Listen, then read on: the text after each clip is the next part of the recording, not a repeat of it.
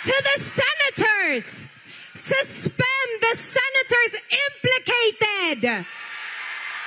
And to the Congress, pass the anti-political dynasty bill. Because power should not be inherited. It should be earned through service of the people.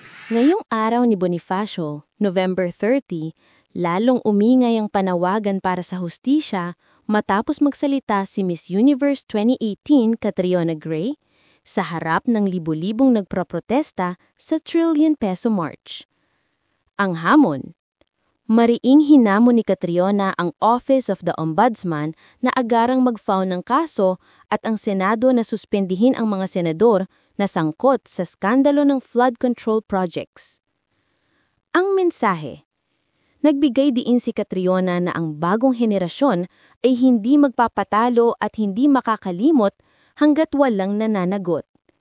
Isang malaking statement ito mula sa isang beauty queen na nagpapakita ng pagkakaisa ng mga Pilipino laban sa korupsyon. Konteksto ng rally. Ang talumpati ni Catriona ay bahagi ng ikalawang yugto ng Trillion Peso March at Bahasa Luneta 2.0 na kasabay ng araw ni Bonifacio, November 30. Ang protesta ay nakatutok sa alegasyong 1.9 trillion na nawalang pondo ng bayan sa loob ng 15 taon, lalo na sa mga flood control infrastructure projects. Nagpahayag din si Catriona ng isang panalangin para sa katarungan, katotohanan at pananagutan na sinundan ng daan-daang nagproprotesta. Panoorin ang baong talumpati ni Catriona Gray. Today we stand here as Filipinos who are tired of watching as corruption steals food from our tables, steals medicine from our hospitals, classrooms from our children, and safety from our communities. We have watched as families are flooded again and again with the public funds that were meant to protect them are pocketed. Billions of pesos disappear without accountability, without justice, without answers. But what scares me the most is this. Many are starting to forget why we are angry.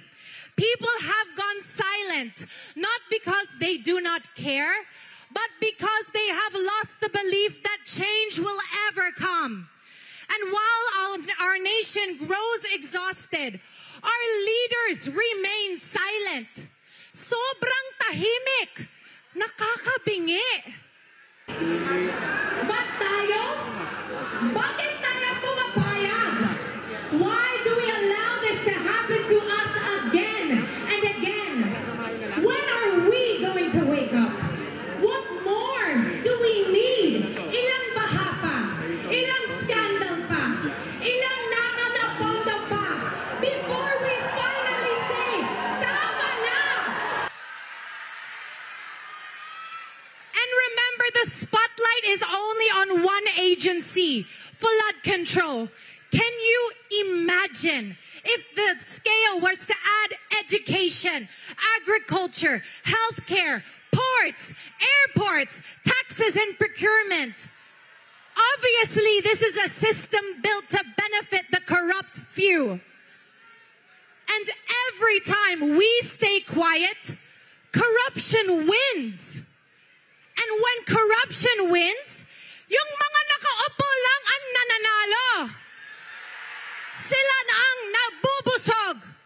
Sila ang nakakauwi sa mga mansyon sa Amerika. Sila ang nakakabili ng designer bags. Habang ang taong ng bayan lumulubog sa baha, sa utang at sa kahirapan. That's why today, we demand action. To the Ombudsman, file the cases now. To the senators, suspend the senators implicated. And to the Congress, pass the anti-political dynasty bill. Because power should not be inherited. It should be earned through service people. And because I believe we are a God-fearing nation and prayer is a powerful weapon, will you pray with me against the spirit of evil and corruption in our nation? Panginoon, we lift up our beloved country of the Philippines to you. Reveal every hidden corruption. Ilabas ninyo ang katotohanang tinatago. Let the full weight of justice fall on those who betrayed this nation and stole from its people, not for revenge, but for righteousness. Raise up leaders, Lord, with integrity, courage, and conviction. Bigyan niyo kami ang mga pinunong may puso at tunay na malasakit. Strengthen every Filipino who longs for justice. Restore truth, accountability, and justice. In Jesus' mighty name we pray, amen. And to those who think the Filipino spirit is weak, nagkakamali kayo. Sinasabi nila Filipinos have a short memory, that it's easy for us to forget and forgive. But believe us when we say, we will not forget what you did at walang magpa-move on hanggat walang nananagot. We are the generation that will not let corruption. Sang-ayon ba kayo sa panawagan ni Catriona Gray na suspendihin na agad ang mga senador na sangkot sa korupsyon?